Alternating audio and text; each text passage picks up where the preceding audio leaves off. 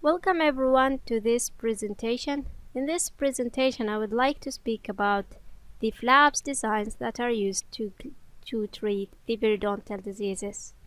I'm gonna to speak about the gingivectomy, Widman original flap, Newman flap, modified Widman flap, abically repositioned flap, and lastly, papilla preservation flap.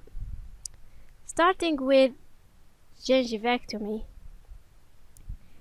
Gingivectomy is done when there is overgrowth of the gingiva, especially when you are taking some medication, and sometimes it could be hereditary, and that it becomes difficult for the patient to keep good oral hygiene measures. Now, the first thing you do is to identify the pathological depth of the pocket that you want to cut by periodontal probe. Then you're gonna to precise the areas that you want to cut by the periodontal probe. This, when you precise, bleeding comes, and it will helps you and gives you as a guideline where exactly you cut.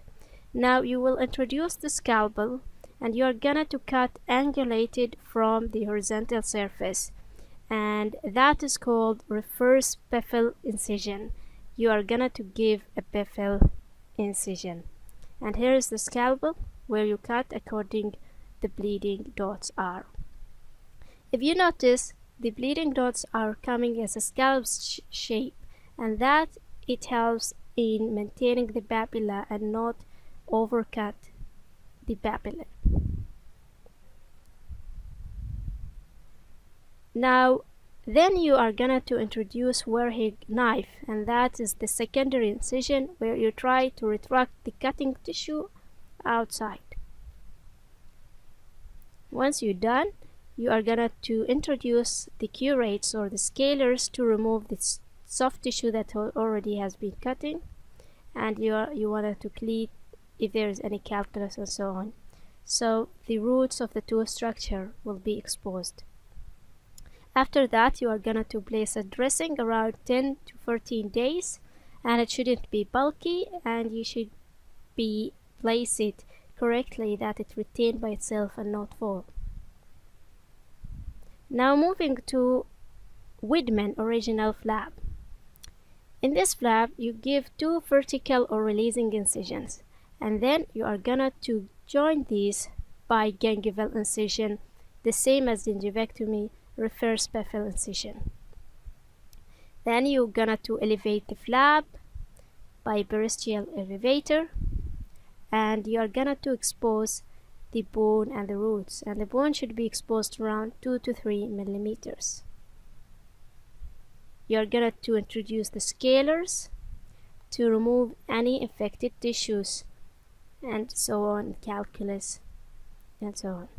After that, you are gonna to use the surgical handpiece to recontour the bone so it gives a better healing. Once you're done, you suture it back to its original position. There is another technique called Newman flap. It is not different than Widman original flap. The only difference is that instead of cutting in reverse bevel incision, you are gonna to go from the intraclavicular, so you don't damage the gingival tissues. You go to the buckets and cut. And the same procedure is done.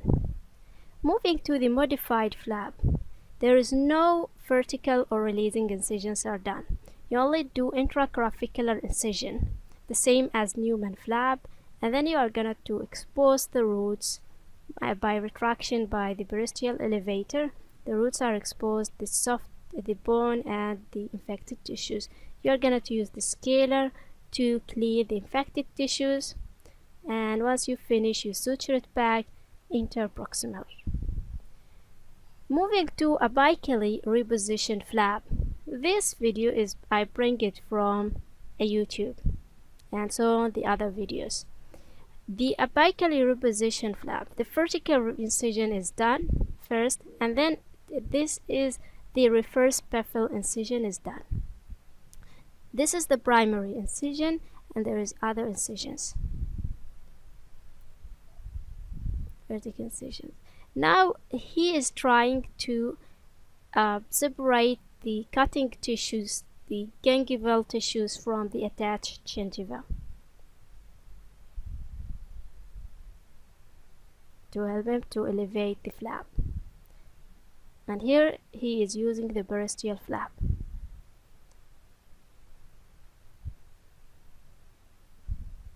And the same is done in the lingual side.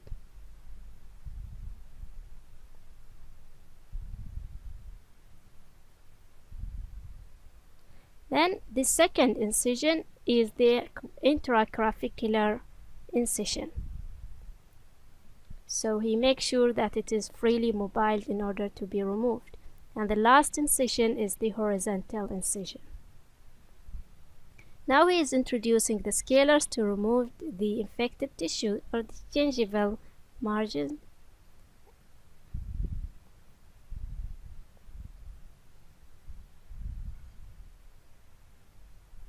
After that, he's introducing the scalers and trying to remove any sharp surfaces in the root surfaces, roughness, and so on. He's doing recontouring to the bone, so better. Now, a bicular reposition flap is done. Yes, a bicular reposition flap is you don't return the flap to its normal position, however, you return it abically from the tooth structure. This will allow clear access for the patient to clean. Moving to a modified Widman flap. A modified Widman flap is the same as a bicular reposition flap.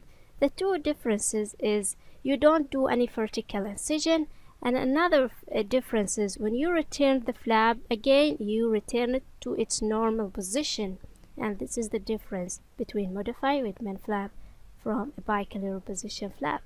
He has done the first incision, or the initial incision, which is reverse baffle incision, and now he is trying to separate the cutting incision from the attached gingiva.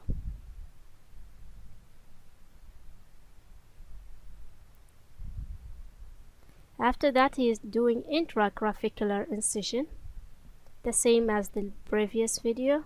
And there is another, the third incision is the horizontal incision, but the dentist did not do it in this case.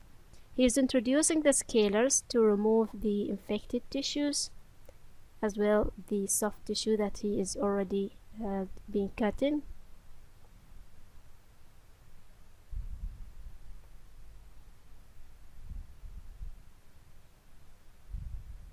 The main idea of modified Widman flap is you have an easy access of the scalers between the roots, and that's it. After you have done, you suture it back to its normal position.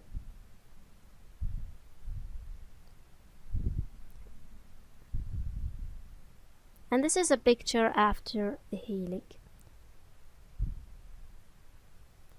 Moving to the last video, which is the papilla preservation flap. So how we do that? Intraclavicular incision is done. She started by doing that.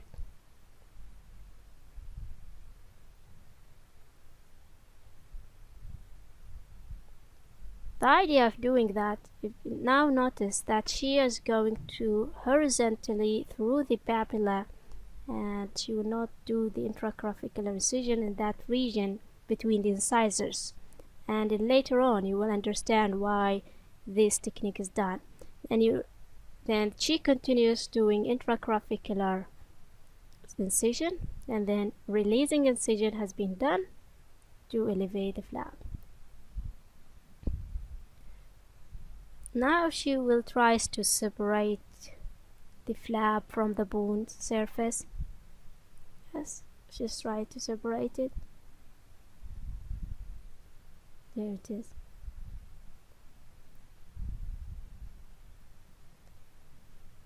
And this is the infrabony defect where they are trying to treat in the central incisor.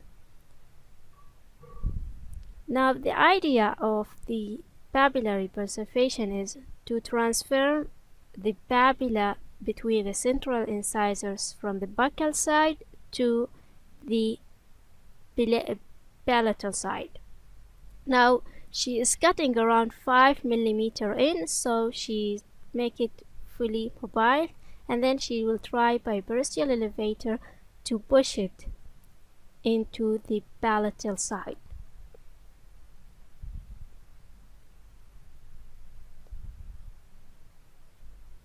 And she will do the same flap in the palatal side.